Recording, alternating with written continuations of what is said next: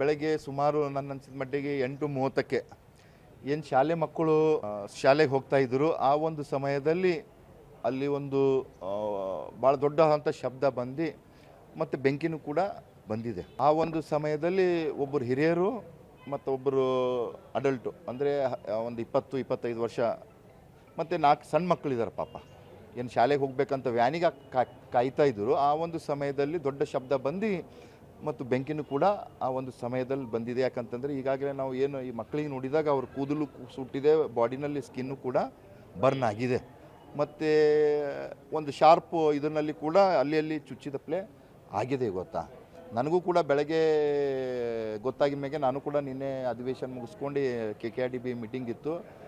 ಬೆಳಗ್ಗೆ ಎದ್ದು ನನಗೆ 8:30ಗೆ ಗೊತ್ತಾಗಿದ ಮೇಲೆ ನಾನು ಅವಾಗೆ ಹೈದರಾಬಾದ್ ಬಂದು ಹೈದರಾಬಾದ್ಲಿಂದ ಡೈರೆಕ್ಟು ಏನು ಗೊತ್ತಾ ಮಕ್ಕಳಿಗೆ ಗಾಯಗೊಂಡಿದ್ದಾರೆ ಅವರಿಗೆ ನೋಡ್ಲಿಕ್ಕೆ ಇಲ್ಲಿ ಡೈರೆಕ್ಟಾಗಿ ಇಲ್ಲಿಗೆ ಕೂಡ ಬಂದಿದ್ದೀನಿ.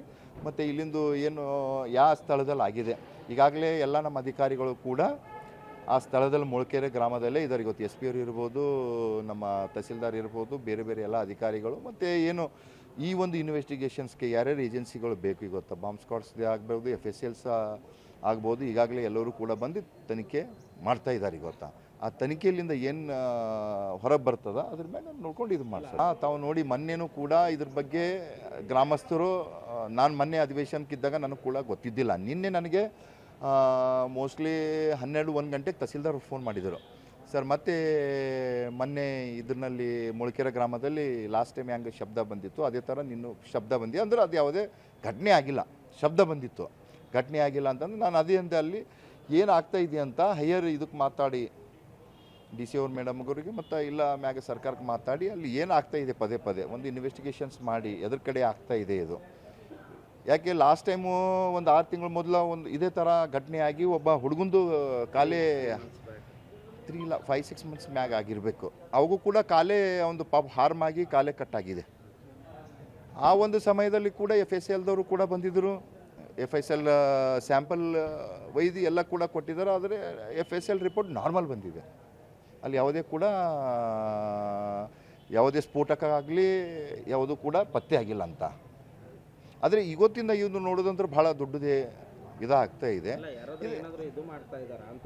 ಈಗ ನೋಡಿ, ಈಗ ಏನೇ ಇದ್ರದ್ದು ಬಗ್ಗೆ ಇನ್ವೆಸ್ಟಿಗೇಷನ್ಸ್ ಮಾಡಿದ್ರು ನಮ್ಮೆಲ್ಲ ಅಧಿಕಾರಿಗಳ ರಿಪೋರ್ಟ್ ಬಂದಿನ ಮೇಲೆ ಆಗುತ್ತೆ. ಇದಕ್ಕೆ ಪ್ರಿವೆಂಟ್ ಆಗ್ಬೋದಿತ್ತು. ಮೊನ್ನೆನೂ ಕೂಡ ಏನು ಶಬ್ದ ಬಂದಿತ್ತು 2 ದಿವಸ ಪೈಲೆ, ಅವಾಗೆ ಪ್ರಿವೆನ್ಷನ್ ಮಾಡೋದಾಗಿತ್ತು. ಯಾಕೆ ಆಗ್ತಾ ಇದೆ ಏನಾಗ್ತಾ ಇದೆ ಅಂತ ಹೈಯರ್ ಅಧಿಕಾರಿಗಳಿಗೆ ಗಮನಕ್ಕೆ ತಂದು ಇದು ಇನ್ವೆಸ್ಟಿಗೇಷನ್ ಮಾಡಿ ಸರ್ ಪದೇ ಆಗ್ತಾ ಇದೆ ಅಂತ ಮಾಡಬೇಕಾಗಿತ್ತು. ಎಲ್ಲೂ ಕೂಡ ನಮ್ಮ ಅಧಿಕಾರಿಗಳು ಕೂಡ ಸ್ವಲ್ಪ ಲೋಪ ಮಾಡಿದ್ದಾರೆ ಅಂತ ಕಾಣಿಸ್ತಾ ಇದೆ. ಯಾಕೆ ಪದೇ ಆಗ್ಲತ್ತಿನ ಮ್ಯಾಕ ನಮ್ದು ಹೈಯರ್ ಆಫೀಸರು ನಮ್ದು ಗೌರ್ಮೆಂಟ್ಗೆ ಗಮನಕ್ಕೆ ತಂದಾಗ ಮಾತ್ರ ಅದಕ್ಕೆ ನಾವು ಇನ್ವೆಸ್ಟಿಗೇಷನ್ ಮಾಡಿ ನಾವು ಸೌಂಡ್ ಬಂದಾಗ ನಾವು ಸುಮ್ಮನೆ ಹೋಗಿ ಬಂದೇವಂದ್ರೂ ಕೂಡ ಆಗಲ್ಲ. ಯಾಕೆ ಅದಕ್ಕೆ ನಾವು ತನಿಖೆ ಮಾಡಬೇಕಂದ್ರೆ ಅದರದ್ದು ಒಂದು ಏಜೆನ್ಸಿ ಇರುತ್ತೆ. ಅವರು ಯಾವಾಗ ರಿಪೋರ್ಟ್ ಕೊಡ್ತಾರೋ ಅವಾಗ ಮಾತ್ರ ನಾವು ಪತ್ತೆ ಹಚ್ಚಲಿಕ್ಕೆ ಆಗ್ತದೆ. ಅಲ್ಲ ಸರ್, ಈಗ ಜನಕ್ಕೆ ಏನು ಮೆಸೇಜ್ ಕೊಡ್ತೀರಾ ಅಂತ ಗ್ರಾಮಸ್ಥರು ಬೈದಲ್ಲಿದ್ದಾರೆ. ಒಬ್ಬರು ಶಾಸಕರಾಗಿ ಅವ್ರಿಗೆ ಏನು ಹೇಳ್ತಾರೆ? ಕ್ಷೇತ್ರದ ಶಾಸಕನಾಗಿ ಇವತ್ತೇನು ಮೊಳಕೆರೆ ಗ್ರಾಮ ಇರ್ಬೋದು, ಹುಮ್ನಾಬಾದ್ ಇರ್ಬೋದು, ಯಾರೂ ಕೂಡ ಅಂಜಿಕೆ ಪಡುವಂಥ ಅವಶ್ಯಕತೆ ಇಲ್ಲ. ಈಗಾಗಲೇ ಸರ್ಕಾರ ಮ್ಯಾಗೂ ಕೂಡ ಒತ್ತಡ ಹಾಕಿದೆವು. ಈಗ ಸರ್ಕಾರಕ್ಕೆ ನಮ್ಮ ಉಸ್ತುವಾರಿ ಸಚಿವರಿಗೆ ನಮ್ಮ DC ಅವರಿಗೆ ಕೂಡ ದೂರವಾಣಿ ಮುಖಾಂತರ ಮಾತಾಡಿ ಇದ್ರ ಬಗ್ಗೆ ತನಿಖೆ ಆಗಬೇಕು. ಯಾಕೆ ಪದೇ ಆಗ್ತಾ ಇದೆ. ಈಗ ಒಂದು ಏನಾಗ್ತಾ ಇದೆ ಪದೇ ಆಗ್ತೇವೆ ಅಂತಂದ್ರೆ ಭಯದ ವಾತಾವರಣ ಸೃಷ್ಟಿ ಆಗ್ತದೆ. ಜನಸಾಮಾನ್ಯರಿಗೆ ಏನಪ್ಪ ಇದು ಪದೇ ಆಗ್ತಾ ಇದೆ, ರಾತ್ರಿನೂ ಕೂಡ ನಿದ್ದೆ ಆಗಲ್ಲ, ಊರಲ್ಲೂ ಕೂಡ ಭಯದ ವಾತಾವರಣ ಒಂದು ಆಗ್ತದೆ. ಅದಕ್ಕಾಗಿ ಇದಕ್ಕೆ ಪತ್ತೆ ಹಚ್ಚಬೇಕು ಎದ್ರ ಕಾರಣಗಳಿಂದ ಇದು ಆಗ್ತಾ ಇದೆ ಮತ್ತು ಯಾರಲ್ಲಿಂದ ಆಗ್ತಾ ಇದೆ ಎಂಬುದು.